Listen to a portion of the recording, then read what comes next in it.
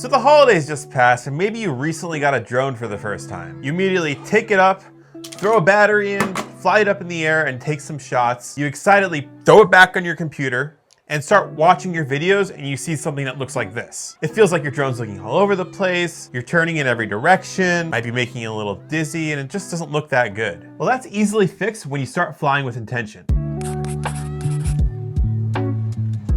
So what exactly do I mean by flying with intention? Well, instead of just taking off your drone and start recording, you should always have a plan in place. If you're flying a drone, there's obviously an object of interest, whether that's a mountain or a river. So going through your mind, you have to be thinking, how can I highlight this object in the best way possible? So in order to fly with intention, there's a few things you all have to do. Number one is learning your controller and the controls on the drone. Number two, you're gonna have to go into your shot with a plan. And three, knowing some intentional drone moves, which I'll go over in this video as well. So if you're using the DJI Mini 2 or another DJI product, let's go ahead and pick up your controller, throw your phone on or whatever screen you're using. Unfollow these steps, or the steps might be very similar if not the same, to make sure you're using the same controls as I'm using for this demo. All right, so you're gonna go ahead and click the three dots in the top right-hand corner. Next, you're gonna wanna go into Control, select Mode, and make sure you're selected on Mode 2. I'll be using Mode 2 for the entirety of this video.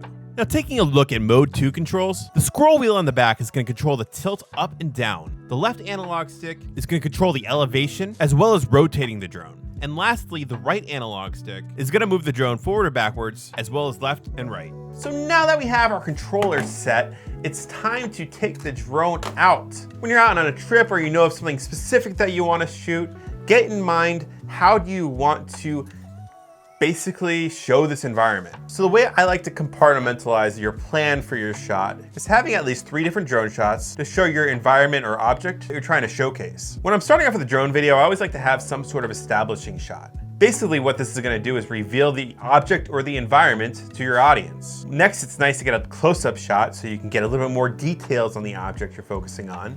And lastly, some sort of shot that transitions you to the next scene. A lot of the times I use this as like my car is leaving the environment and you can see the car exiting off the screen. So now that we know a few basics about flying with intention, let's go into a few drone shots along with their controls and example videos to help you guys get started with getting more cinematic drone footage. So this is a very simple shot that you can use to reveal your environment.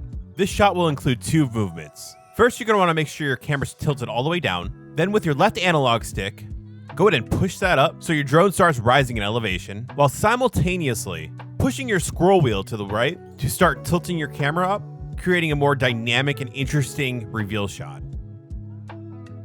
Not all shots have to be complicated. If you fly your drone straight up in the air, tilt your camera all the way down, you get a pretty interesting perspective of your environment. So once you have the drone up in the air, with your controller, you can either move left or right, forward or backwards, and you can even make it more interesting by moving your drone left or right, forward or backwards, while also simultaneously introducing some rotation to your movement, creating overall a more engaging shot. As we all know, panning left and right is one of the best ways to show your environment, but sometimes just a simple static left and right movement is just a little too boring. Well, we can introduce rotation with that pan. To do this, with your right analog stick, choose what direction you want to move, left or right, and then with your left analog stick, rotate the drone in the same direction. Now another variation of this is, still with the right analog stick moving your drone left or right, rotate it in the opposite direction, and I think this creates a visually appealing effect that draws my attention to the screen. Another variation of your simple pan left and right is using it to reveal your environment as well. You do this shot with your right analog stick, move it left or right, make sure your camera is tilted all the way down, and as your drone is moving left or right, slowly push your scroll wheel to the right to tilt your camera up, revealing your environment. And lastly, this is one of my favorite drone shots, and I call it the backup reveal. So as your drone is moving backwards, your camera is tilting up, giving that sort of opposite effect. All you have to do is make sure your camera is tilted down. With your right analog stick, push back on it, and as your drone is going backwards, slowly tilt your camera up using the scroll wheel. And this effect kind of starts the focus on a specific subject, but because it's backing up as well, it's also revealing the environment. So what other things can you do or keep in mind to improve your drone footage and your videography? Well, you should always try and shoot on a cloudy day if you're not trying to capture a sunrise or sunset. This is going to produce the best lighting conditions for videography. Now, obviously, you're not going to always have a cloudy day. Most of the days you're going to be out doing something when it's sunny, and obviously that's great.